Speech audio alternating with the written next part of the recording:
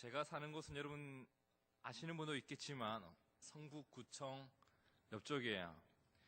저희 집에서 조금만 더 가면 성신여대라는 데가 있습니다. 성신대학교도 아니고 성신여대, 여자들만 다니는 희한한 학교가 있는데, 이 세상에 남자들만 모아놓는 군대, 남자들은 군대밖에 없고 여기저기 여대들이 많은데 세상 살기 참 좋아진 것 같습니다. 어쨌든 대학이 옆에 있다 보니 필요한 것이 있을 때 쉽게 살 수 있어요.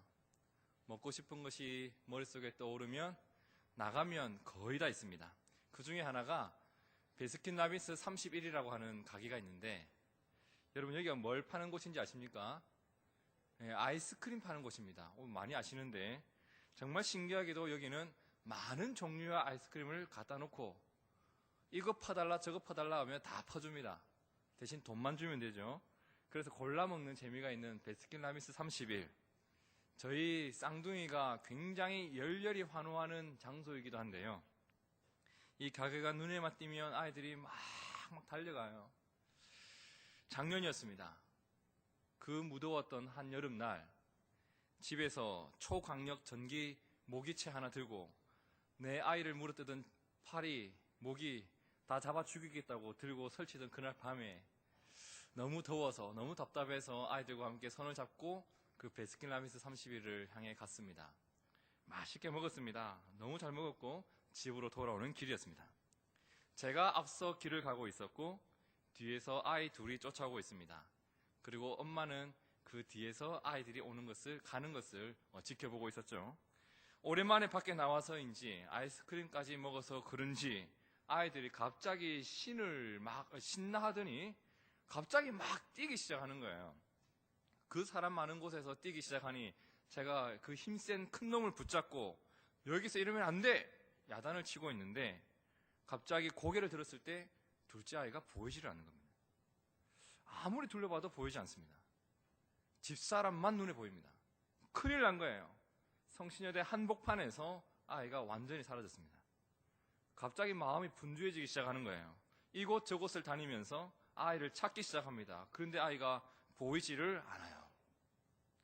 여러분 참 남의 일이라고 무덤덤하게 듣고 계신데, 이 아이 잃어버리는 것이 보통 일이 아니에요. 정말 그 순간만큼은 아무것도 생각나지 않습니다. 오직 아이를 찾는 것, 그리고 그 아이가 무사하길 바라는 마음, 그것밖에 마음속에 남아있질 않아요. 사실 제 마음속에는 빨리 집에 가서 눕고 싶다, 자고 싶다, 에어컨 틀고 싶다, 이 생각으로 가득 차 있었는데 그 순간만큼은 이 모든 생각이 하얗게 사라져버리고 말았습니다. 아이를 잃어버렸는데 내가 원하는 다른 것이 주어졌다고 부모가 행복할 수 있을까? 아이 잃어버리고 에어컨 밑에 있으면 행복할 것 같아요? 아이를 잃어버렸는데 내가 생각하는 것 가졌다고 해서 내가 만족할 수 있을까? 절대 그럴 수 없는 거예요. 좀 못 먹어도 아이 데리고 라면 먹는 게 낫지, 아이 잃고 나 혼자 소고기 먹는 게 뭐가 행복하겠습니까? 좀 부족해도 아이 데리고 집에서 뒹굴뒹굴 거리는 게 낫지, 아이 잃어버리고 나 혼자 에버랜드 가는 게 뭐가 신나겠냐 말입니다. 여러분, 우리가 이것을 알아야 돼요. 이것을 알아야 돼요. 나에게 있어서 가장 소중한 것을 잃어버리게 되면, 다른 무언가를 얻어도, 다른 무언가가 나에게 다가와도 절대 그것을 통해서 우리는 만족할 수 없어요. 기억하셔야 돼요. 나에게 있어서 가장 소중한 것을 내가 잃어버리게 되면 다른 무언가를 얻어도, 다른 무언가가 다가와도 그것으로 인해서 우리는 만족할 수가 없는 거예요. 여러분 영혼에 가장 존귀한 그분이 여러분 삶 가운데 없으면 세상의 것을 아무리 얻어도 만족할 수 없습니다. 기억하셔야 돼요. 가장 소중한 그것이 나의 곁에 있을 때 다른 것들이 또한 의미 있게 되는 것입니다. 오늘 성경에 보니 저하고 비슷한 경험을 한 사람이 나와요. 전 이 부모가 얼마나 당황스러웠을까, 가슴 졸였을까가 묵상이 돼요. 여러분도 이미 잘 아시겠지만 부모의 이름은 뭐였죠? 요셉과 마리아입니다. 그리고 그들의 아들의 이름은 뭐죠? 예수입니다. 유대인들은 절기가 되면 그 절기를 지키기 위해서 예루살렘에 있는 성전을 찾아갑니다. 이 가정도 예루살렘에 유월절 제사를 드리기 위해서 찾아갔던 때였습니다. 잘 찾아갔고요. 제사도 잘 드렸습니다. 문제는 모든 것을 마치고 돌아오는 길에 발생하기 시작합니다. 오늘 함께 읽은 말씀 43절에 보면 이런 말씀이 있어요. 그 유월절 그날들의 제사를 다 마치고 돌아갈 때에 아이 예수가 어디 있어요? 예루살렘에 머물러 있어요. 예루살렘에 가만히 있었단 말이에요. 그런데 그 부모가 이것을 어떻게 했다고요? 알지 못했다라고 합니다. 모든 것을 마치고 모든 가족들이 집으로 돌아가고 있는데 이제 12살 된 아이가 예루살렘 한복판에 남아있는 상황입니다. 그런데 지금 이 부모가 그것을 알지 못했다고 합니다. 그리고 집으로 갔다고 합니다. 아니, 부모 맞아? 어떻게 그럴 수 있어? 라고 생각할지도 모르겠지만 이 당시에는 이 일이 가능했습니다. 왜냐하면 보통 유월절 제사를 드리러 갈 때에는 온 집안이 함께 움직입니다. 모든 유대인들은 다 예루살렘에 가기 때문에 동네 사람들이 옹기종기 모여서 가는 것이 당시의 습관이었습니다. 아이가 보이지 않으니 옆집에 사는 또리하고 같이 오나 보다, 옆집에 사는 바둑이하고 같이 오나 보다, 이렇게 충분히 생각할 수 있었단 말입니다.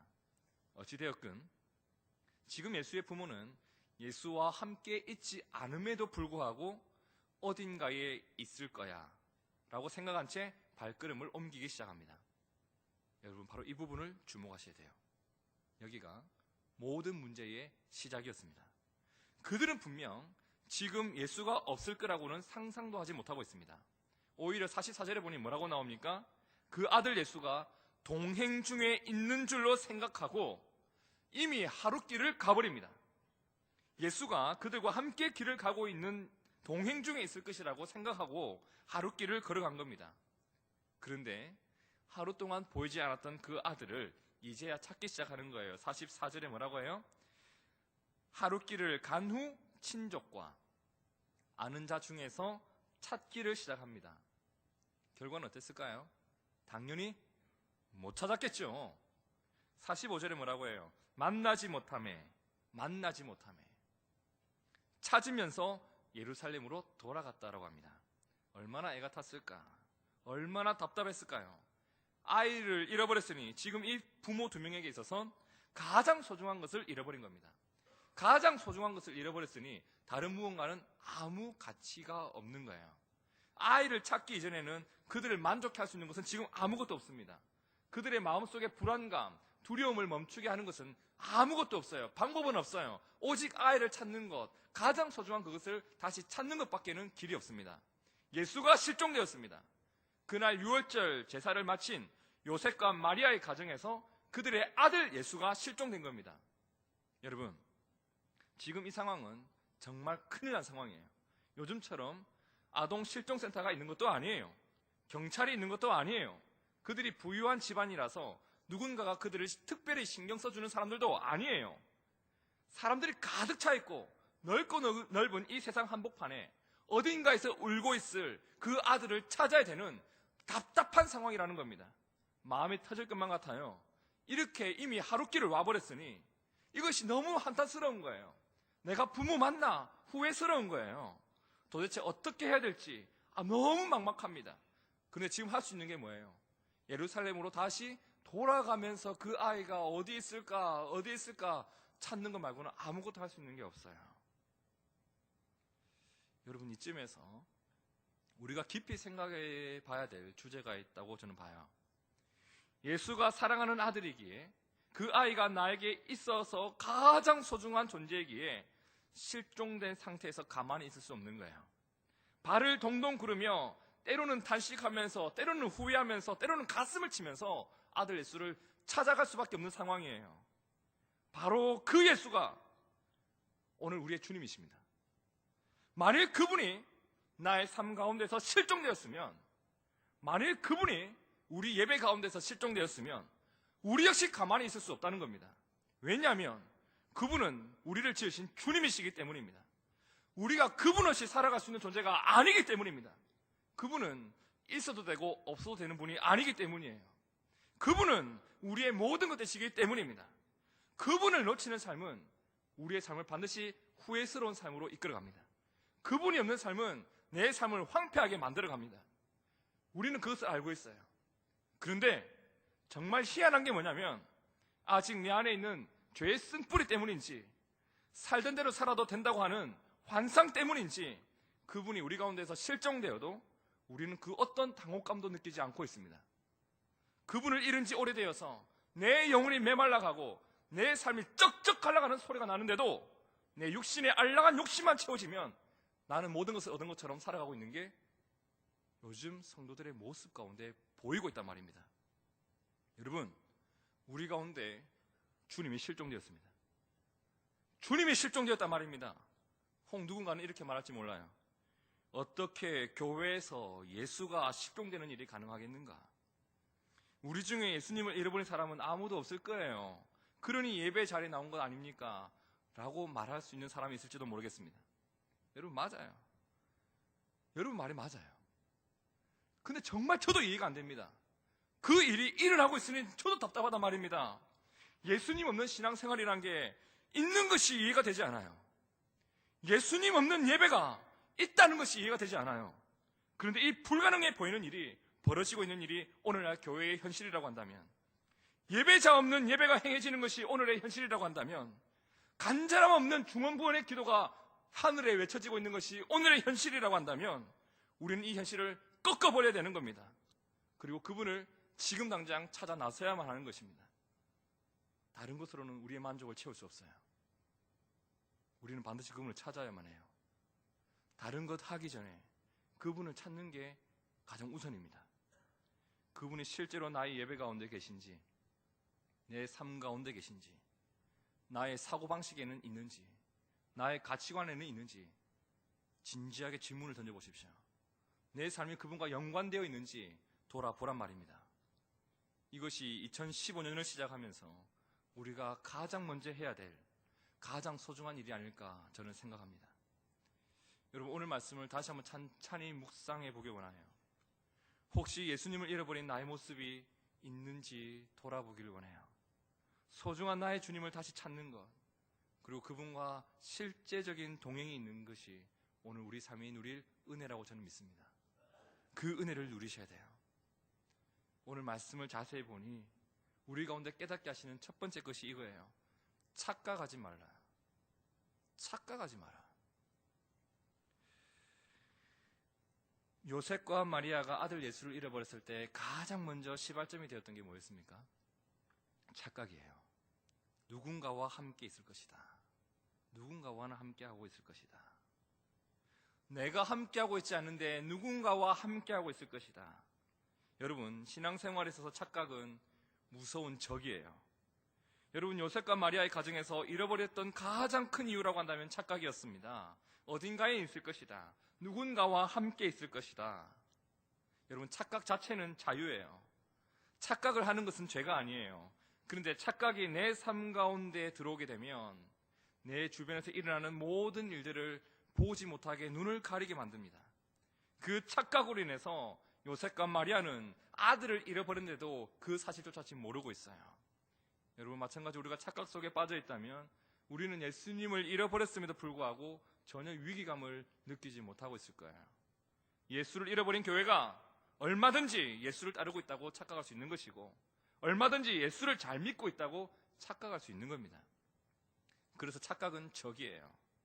신앙생활에 대하여, 믿음에 대하여 실상이 없는 그 허공을 치는 믿음에 대하여 여러분, 착각을 지워버리기 바랍니다. 착각이 있으면 내 믿음의 실체가 보이지 않아요. 그리고 사람이 교만해져요.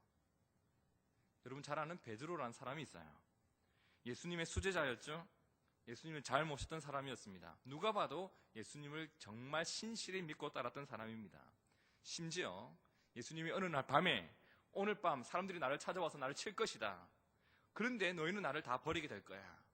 예수님이 그렇게 제자들에게 말씀하셨을 때 베드로라는 사람이 자신 있게 뭐라고 했는지 마태복음 26장 33절에 보니 이렇게 말합니다. 베드로가 대답하여 가로되 주여, 다 주를 버릴지라도 나는 언제든지 버리지 않겠나이다. 이렇게 말할 때까지만 해도 그는 이 믿음이 그의 마음 가운데 실제로 있을 거라 생각을 했어요. 그런데 사람들이 예수님을 잡으러 온 그 현장이 눈앞에 펼쳐집니다. 예수님을 사람들이 신문을 하기 시작합니다. 그때 베드로는 어떻게 했나요? 나 저 사람 몰라. 심지어 저 나쁜 놈, 예수님의 이름을 저주하면서까지 예수님을 모른다고 발버둥 치기 시작을 합니다. 누구든지 생명의 위협을 받는 순간이 오면 이렇게 할 수 있어요. 저는 베드로가 이 일에 대하여 잘했다 잘못했다를 이야기하고 싶은 게 아니에요. 저는 베드로가 그렇게 장담했던 착각 말이에요. 그 착각 때문에 베드로가 놓친 게 있습니다. 믿음을 구하지 않고 있어요.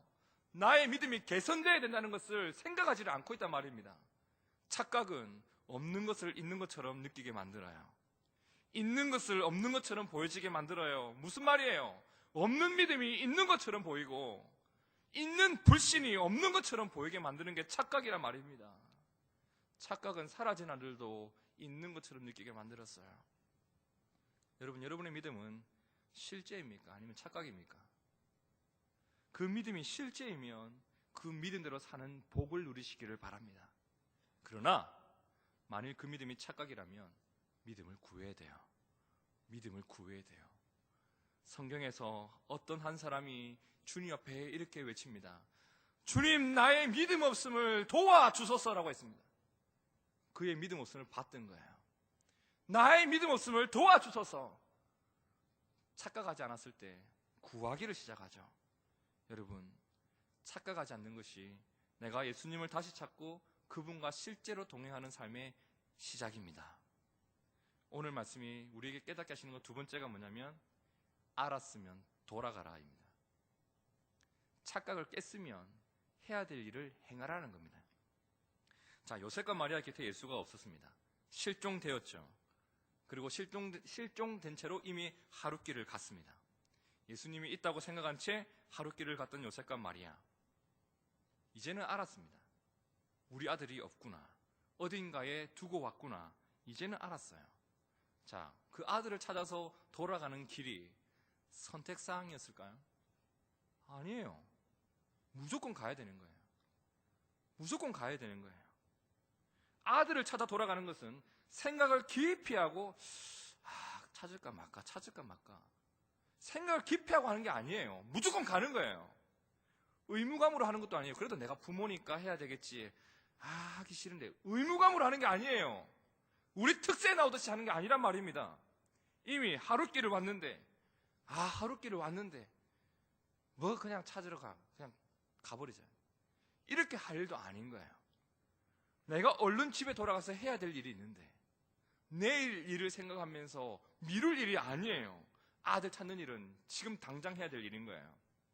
가슴 졸이면서 내 감정과 의지와 모든 것이 아이를 찾는 데만 집중하게 돼 있는 거예요.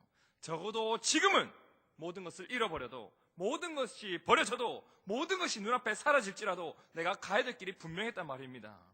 여러분, 우리가 주님을 찾는 일도 이와 같아요. 주님이 내 삶 가운데 있어도 되고 없어도 되는 분이 아닌 게 확실하면, 반드시 계셔야만 하는 분이시고 반드시 동행해야만 하는 분이라면, 그분이 나에게 생명 주신 것을 내가 분명히 믿고 있고 그분이 내 삶을 푸른 초장으로 인도하실 분이라는 것을 분명히 믿고 있으면, 그분만이 내 욕망을 꺾을 수 있고 그분만이 내 정욕을 꺾을 수 있는 유일한 분이라고 내가 믿는다면 가야 되는 거예요. 가야지만 내가 살 수 있는 거란 말입니다. 선택이 아니에요. 고민할 게 아닙니다. 내일 일을 생각할 게 아닙니다. 무조건 가야 될 길입니다. 여러분, 주님을 잃어버리면 우리의 영혼이 즉각적으로 반응하게 되어 있습니다. 삶의 만족과 감사가 없어져요. 원망과 불평과 시기가 넘쳐요.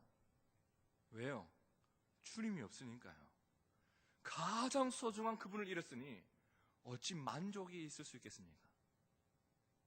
가장 소중한 것을 잃게 되면 다른 것이 주어져도 만족이 없어요. 그분이 없으니 원망과 불평이 나오는 거예요. 그분이 계시면 범사에 감사할 수 있는 겁니다. 범사에 감사하는 것, 쉬지 않고 기도하는 것, 항상 기뻐할 수 있는 것은 주 안에서 행할 수 있는 겁니다. 주님은 선택적으로 찾아야 될 뿐이 아니라 반드시 찾아야 될 뿐입니다. 여러분, 요한계시록에 보면 예수님을 신실히 믿고 따랐던 그 당시 세워졌던 7 교회들에게 예수님이 주신 말씀이 나와요. 그 중에 예배소 교회라는 교회가 있는데 요한계시록 2장에 보면 이런 말씀이 있어요. 예수님이 예배소 교회에게 칭찬을 합니다. 내가 너희의 행위와 수고와 인내를 안다. 악한 자들을 용납하지 않은 것을 내가 잘 알고 있단다. 너가 참고 내 이름을 위하여 견디고 게으르지 아니한 것을 내가 잘 알고 있다. 그들에게 이러한 수고가 열심히 있었습니다, 여러분. 분명히 열심히 신앙생활을 하고 있었어요. 그런데 이 바로 다음에 깜짝 놀랄 말씀을 해요. 그러나 너를 책망할 것이 있나니 너희의 처음 사랑을 버렸느니라.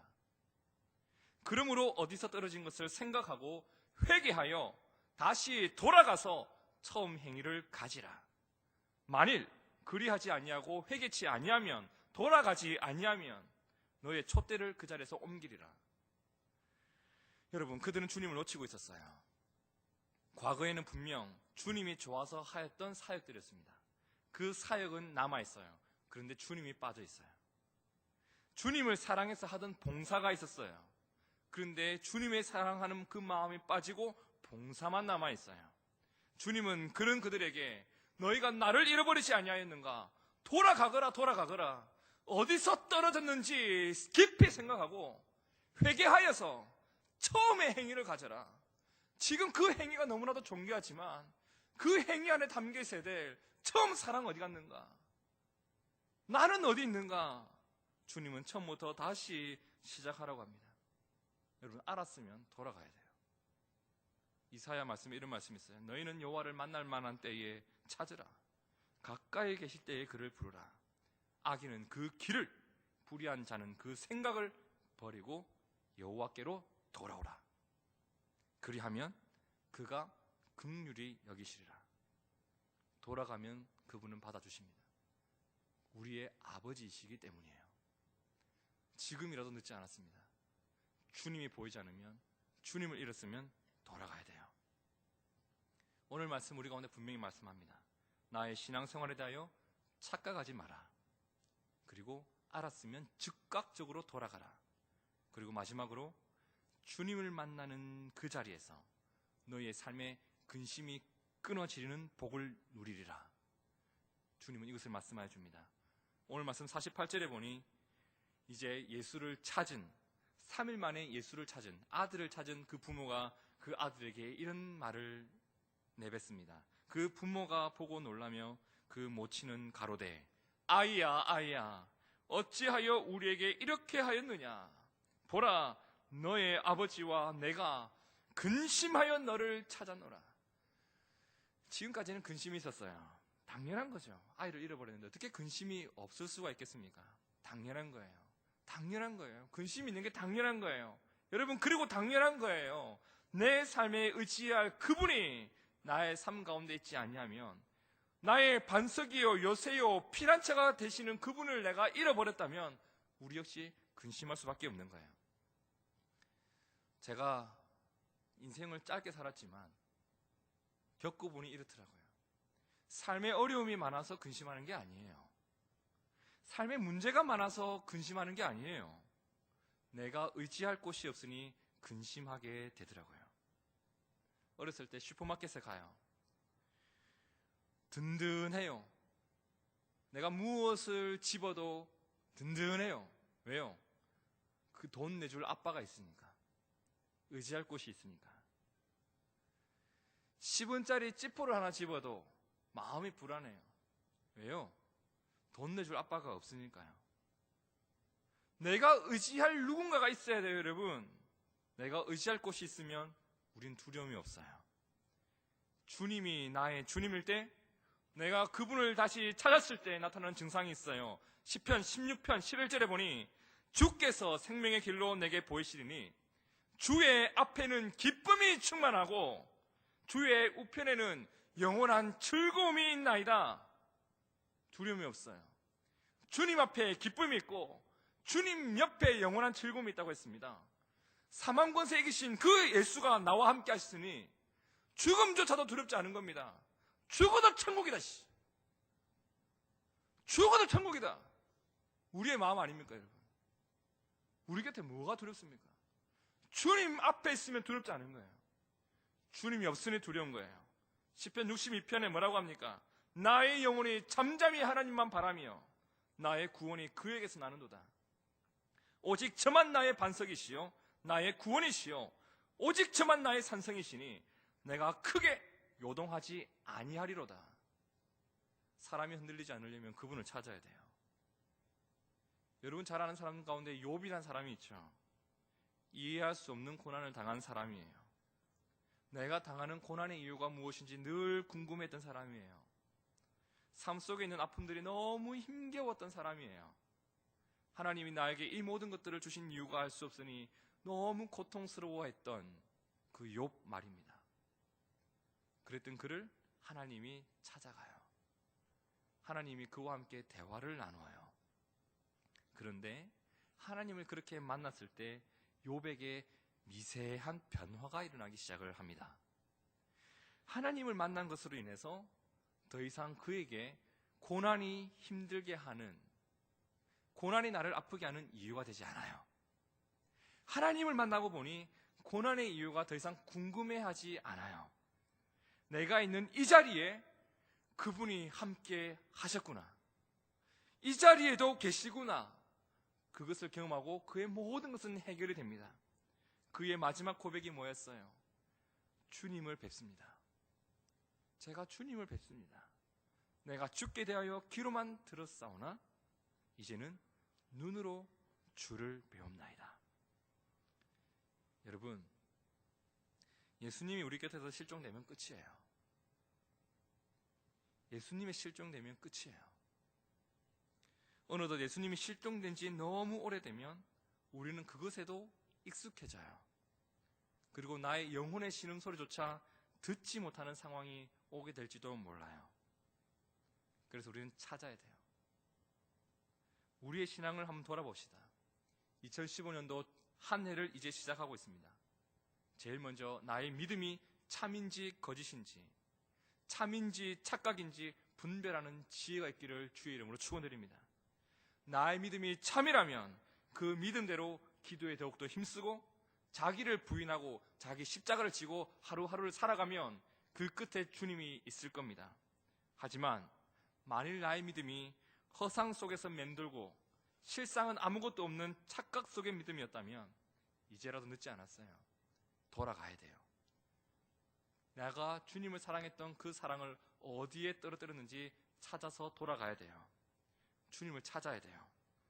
3일 길을 아까워하지 않고 돌아갔던 요셉과 마리아처럼 잃어버린 예수님을 찾는데 내 인생을 투자하는 것은 전혀 아까운 게 아니에요. 전혀 아까운 게 아니에요. 공부하는 시간이 아까워서 주님을 찾기를 포기하셨나요? 돈 버는 시간이 아까워서 주님 찾기를 포기하셨나요? 그만큼 점점 멀어지고 있어요. 반드시 찾아야만 합니다. 기도의 자리로 돌아가십시오. 말씀 묵상의 자리로 돌아가십시오. 예배의 자가 되십시오. 바로 그때 우리는 주님을 만나는 기쁨을 누리게 됩니다. 그 기쁨과 만족이 있어야지만 우리는 근심하지 않고 살아가는 담대함을 얻는 겁니다. 여러분 도전합니다. 오직 의인은 믿음으로 산다고 했는데 나의 믿음으로 살 수 있을 정도로 나의 믿음은 탄탄한 믿음인가? 내가 가지고 있는 이 믿음이면 나는 세상에서 믿음으로 살 수 있다라고 고백할 정도로 확고한 믿음인가? 주여 이 믿음 나에게 주시옵소서. 그 믿음 구할 때 그 믿음을 실제로 소유한 여러분이 되시길 축원합니다. 그리고 그 믿음이 약해질 때마다 주님께 다시 돌아가는 것을 기꺼이 감수하십시오. 세상에서 약간 뒤처져도 괜찮습니다. 다시 돌아가서 주님을 찾으십시오. 가능하면 오늘 바로 내가 어떻게 하면 그 주님께 돌아가는 것인가 구체적으로 결정하십시오. 금요 기도에 나오십시오. 새벽에도 기도해 보십시오. 큐티를 시작하든지 뭐든지 시작해보라 말입니다. 주님께 돌아가기 위해서, 그분을 찾기 위해서 무엇이라도 한번 해보십시오. 그 자리에 내 영혼이 잘된 같이 범사가 형통하는 은혜가 있을 줄로 믿습니다. 주님으로 인한 기쁨이 있을 줄로 믿습니다.